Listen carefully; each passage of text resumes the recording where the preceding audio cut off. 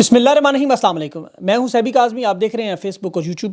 24 دسمبر منگل کے دن کا دوسرا ویلاگ جو اب تک کی اہم ڈیولپمنٹس ہیں وہ آپ کے سامنے رکھتا ہوں۔ خان سے آج دو بڑی ملاقاتیں ہیں اڈیالہ جیل میں۔ پیغام رسانی کے لیے باقاعدہ طور پر اسٹیبلشمنٹ نے کس کا انتخاب کیا؟ مذاکرات میں 9 دن ہیں اور ان 9 دنوں میں کیا معاملات طے ہونے جا رہے ہیں؟ خان کی رہائی کی کاوش پر جو نامعلوم لوگ تھے کون نکلے؟ اور اسٹیبلشمنٹ کے لیے ایک اور بہت ہی بری خبر جو ابھی تازہ ترین بائیڈن حکومت نے نیا وار کیا۔ پاکستانی میڈیا نے بھی ٹرمپ ایڈمنسٹریشن پر ایک نیا عجیب و غریب الزام لگایا، اور ٹرمپ ایڈمنسٹریشن رچرڈ گرنیل نے اپنے نقلی اکاؤنٹ ہونے کے الزامات کے جواب میں آج ثبوت بھی پیش کر دیا۔ وائس آف امریکہ نے ملٹری کورٹ سزاؤں کے معاملے کو، اور وال سٹریٹ جرنل نے جو آرٹیکل لکھ دیا تباہی پھیر دی۔ تحریک انصاف کے 2 بڑے رہنماؤں کی آج اختلافات بھی ختم ہوئے اس وقت، لیکن جو سب سے اہم معاملہ اگر بات کروں تو مذاکرات کے 9 دن کا وقفہ۔ اسٹیبلشمنٹ نے جو کچھ کرنا ہے ان 9 دنوں میں کرنا ہے، اس نظام کو محفوظ رکھنے کے لیے مذاکرات کی آڑ میں، کیونکہ دیکھیں اب انہیں اس چیز کا اندازہ ہو چکا ہے کہ وقت گزر گیا، اب صرف جھوٹی انا کی وجہ سے شکست تسلیم نہیں کر رہے۔ 9 دنوں میں مذاکرات کی آڑ میں خان کو سمجھوتے کے تحت یہ رہا کرنا چاہیے۔ یاد رکھیں کیونکہ امریکی پابندیاں، ملٹری ٹرائل، یورپ کی طرف سے پابندیاں، برطانیہ کی طرف سے قراردادیں، اور انہیں عرب ممالک نے صاف صاف جو جواب دے دیا۔ اسٹیبلشمنٹ مکمل طور پر بے بس، اور تحریک انصاف کی قیادت کو یہ منانے کی پوری کوشش کر رہے ہیں کہ خان کو سمجھوتے پر قائل کریں۔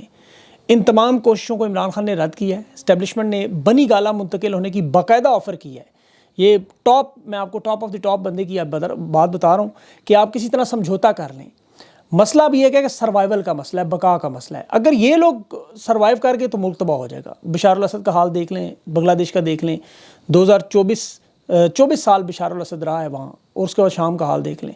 اب یہ چاہتے ہیں خان 9 مئی کی کسی طرح کوئی معافی کی کوئی حالت بنائیں، کوئی مشروط سمجھوتا کر لیں، اور ان کے پاس اصل میں عمران خان کو پیش کرنے کے لیے کچھ نہیں رہا۔ خان کا مینڈیٹ یہ چھین چکے ہیں، خان کو جیلوں میں ڈال چکے ہیں، پارٹی توڑ چکے ہیں، ہر قسم کے مظالم کر چکے ہیں۔ اب ان کے پاس تو کچھ نہیں، خان کے پاس البتہ بہت کچھ ہے ان کے لیے، بہت کچھ۔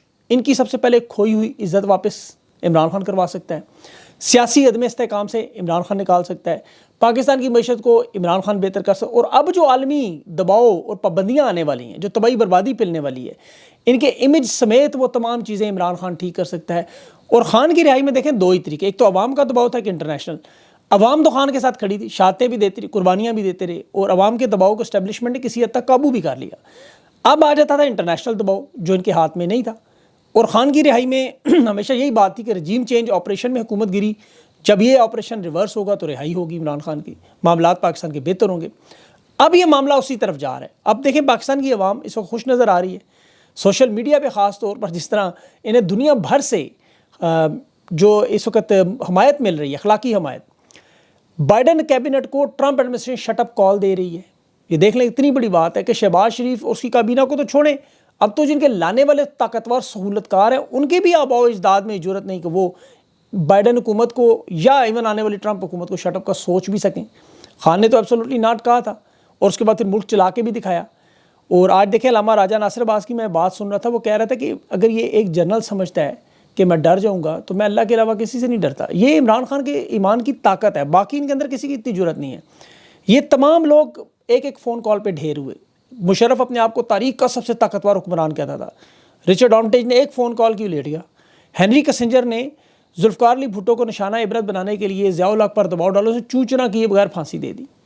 ضیاء الحق طاقتور سمجھتا تھا، افغانستان سوویت حملوں میں افغان مجاہدین ایک کال پہ بناتا رہا، سلالہ چیک پوسٹ پہ جو حملے ہوئے، ایبٹ آباد آپریشن ہوئے، امریکہ جب دل چاہا مداخلت کر کے چلا گیا، یہ بولنے کے قابل نہیں تھے۔ بل کلنٹن نے ایک فون کیا تھا، مشرف نواز شریف کو خود ایئرپورٹ تک بکسوں سمیت چھوڑنے پر مجبور ہو گیا۔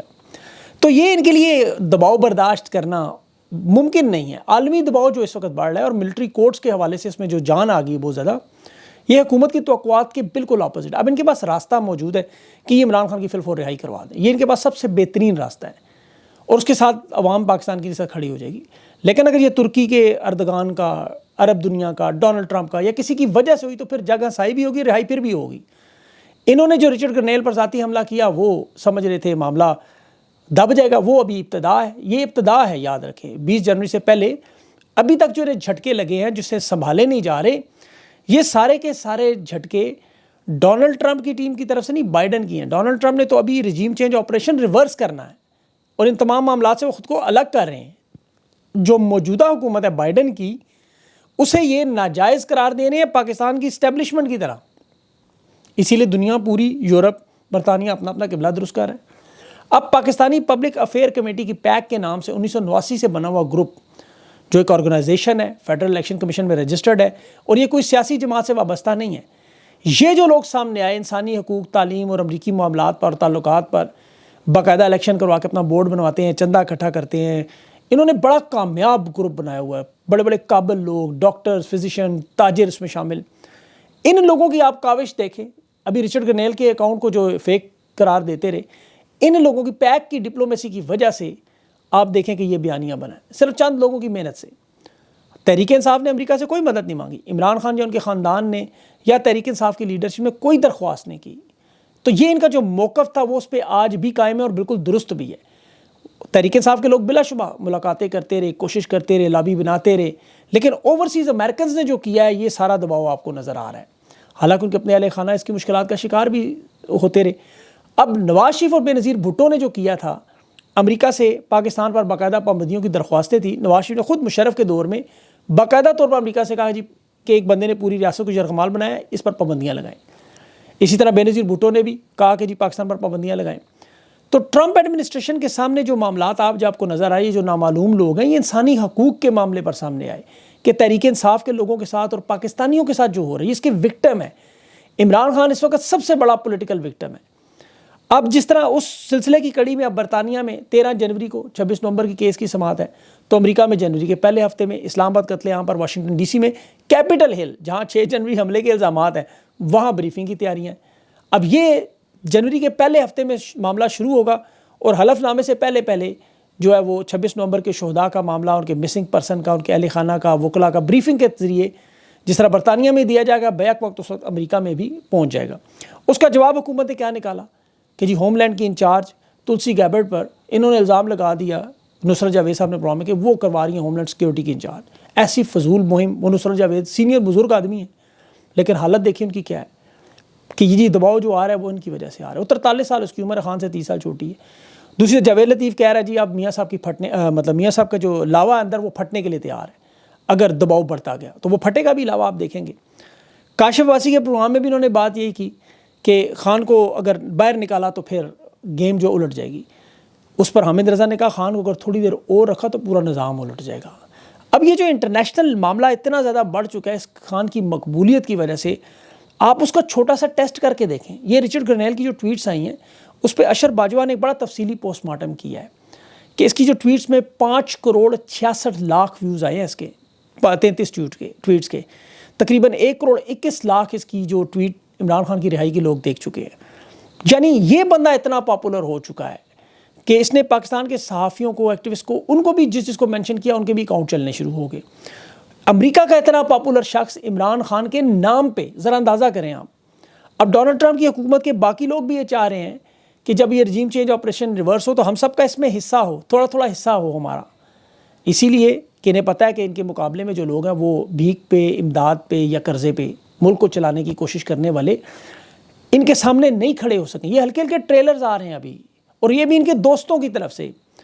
جو بائیڈن کی حکومت نے، دیکھیں رجیم چینج آپریشن کے بعد ان کے سب سے بڑے سہولت کار تھے ملٹری کی عدالتوں کی، تو ابھی انہوں نے تنقید کی 25 سویلین کی، لیکن ابھی جو رد عمل جو بائیڈن ان کا جاتے ہوئے بے وفائی کر رہا ہے، ان کو لاوارث بھی کر رہا ہے، اور نیا پنڈورا باکس جو کھول گیا، جو آنے والے دنوں میں اب ٹرمپ ایڈمنسٹریشن اسے رگڑا لگانے کے لیے، رندہ چلانے کے لیے استعمال کرے گی۔ وال سٹریٹ جرنل کا آرٹیکل پڑھ لیں آپ، بائیڈن حکومت نے باقاعدہ پاکستان کی اس حکومت پر الزام لگا کہ لانگ رینج میزائل انہوں نے جوہری ہتھیاروں سے لیس کرنے کی جن کی صلاحیت تھی وہ انہوں نے امریکہ تک پہنچانے کے لیے رکھے تھے، اندازہ کریں۔ اور یہ کہہ رہے تھے کہ پاکستان کی تمام خفیہ میزائل پروگرام کی سرگرمیوں کو، خدشات کو ہم بتا چکے تھے لیکن مان نہیں رہے تھے۔ جان فائن کو قومی سلامتی کا نائب مشیر نے کہا کہ پاکستان کی کارروائیوں کو ہم کسی اور نظر سے نہیں دے سکتے، یہ ابھرتا ہوا خطرہ ہے۔ یہ جارج ڈبلیو بش جس طرح نیٹو میں پاکستان کو غیر اتحادی قرار دے کے فارغ کر گیا تھا، پھر بعد میں بے بنیاد الزامات لگے، بائیڈن حکومت نے صاف صاف کہہ دیا ہے کہ ہم اپنے لیے مسئلہ نہیں بنانا چاہتے، ہمیں پتہ ہے پاکستان اتنا آگے چلا جائے گا پھر یہ خطرہ جو ہے ہم سے کنٹرول نہیں ہوگا، کیونکہ یہ چین کے ساتھ فوجی تعلق رکھتے رہے، بھارت کے ساتھ ان کی دشمنی ہے اور چین نے اسلحہ دیتا ہے، تو یہ اپنے عہدے کے اختتام سے پہلے بائیڈن ان کے اوپر بہت بڑا بم مار گیا۔ اب دیکھیں پچھلے اتوار میں اب ٹرمپ نے ابھی آنا ہے، اس نے سیکورٹی امداد میں کمی کی تھی، اور اس کے ساتھ ساتھ اب جو پابندیوں کا سلسلہ ہے وہ بڑا خطرناک ہو جائے گا. جب یہ بائیڈن کا قومی مشیر یہ کہہ رہا ہو کہ نقشے اور رینج کو دیکھ کے ہمیں نظر آ رہا ہے کہ پاکستان بنیادی طور پر ہمیں نشانہ بنانے کی تیاری کر رہا ہے. ذرا سوچیں، ذرا جوہری ہتھیاروں سے لیس یہ جو میزائل پروگرام ہے اس پہ بائیڈن نے کہا کہ یہ 170 ہتھیار ان کے پاس موجود ہیں اور یہ صرف اور صرف ہمیں نشانی. اندازہ کریں ذرا، یہ بائیڈن ان کا اپنا سگا، اتنا سگا کہ اس نے پاکستان کی سرکاری اداروں پر پہلی دفعہ تاریخ میں 3 کمپنیوں پر پابندی لگا دی. یہ طویل میزائل جو فاصلے کے میزائل ہیں، ذرا سوچیں اس پروگرام پر پابندی سے اب آگے اس کے افیکٹ کیا ہوں گے. اب یہ وکٹوریا نیولینڈ، بائیڈن، یہ سارے کے سارے اب جا رہے ہیں. شہباز شریف صاحب نے آگے سے بیانیہ دیا کہ جی 24 کروڑ عوام کا نیوکلیر پروگرام ہم سمجھوتا نہیں کریں گے. لیکن یہ سب جانتے ہیں ان کے ڈائلاگ، سمجھوتا کیسے نہیں کریں گے، ان کے مائی باپ بھی کریں گے. ان کے سارے بیانات وہی ہیں جو 15 دسمبر 1971 کی شام تک سرنڈر کرنے سے پہلے کے ہوں، کارگل کے ہوں. یہ ہمیشہ آپ کو ان کے بڑے بڑے بیانات، پیغامات نظر آتے ہیں، وہ بڑے بڑے لفظ.